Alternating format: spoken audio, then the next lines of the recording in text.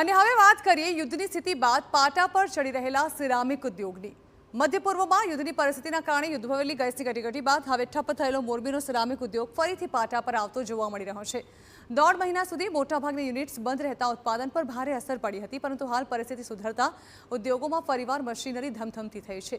Ceramic association પ્રમુખનું કહેવું છે કે હાલ અંદાજે 350થી વધુ સિરામિક યુનિટ્સ ફરીવાર કાર્યરત બન્યા છે। સાથે જ બાકી રહેલા યુનિટ્સ પણ તબક્કાવાર શરૂ થવાના છે। ગેસ પુરવઠાના સુધારો થતાં ઉદ્યોગમાં ફરી ગતિ પકડતો નજરે પડી રહ્યો છે, ત્યારે બીજી તરફ પડકારો પણ યથાવત છે।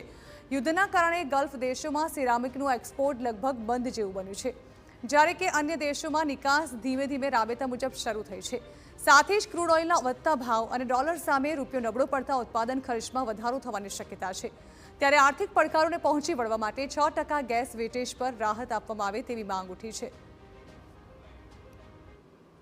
ગેસની સમસ્યા અત્યારે 100% દૂર થઈ ગઈ છે। ગુજરાત ગેસ જે પ્રમાણે ઉદ્યોગને જરૂરિયાત છે એની ક્વોન્ટિટી મુજબ ગેસ આપવા માટે સક્ષમ છે। ગુજરાત ગેસમાં જે વેટ લાગે છે 6%, એ અત્યારે એમાં રાહત આપવામાં આવે અથવા તો એમાં કોઈ સ્કીમ આપવામાં આવે, એ રાહત માટેની રજૂઆત હતી। એમાં હાલ સરકાર જો તાત્કાલિક નિર્ણય લે તો ઉદ્યોગોને મહદઅંશે મોટો ફાયદો થઈ શકે એમ છે।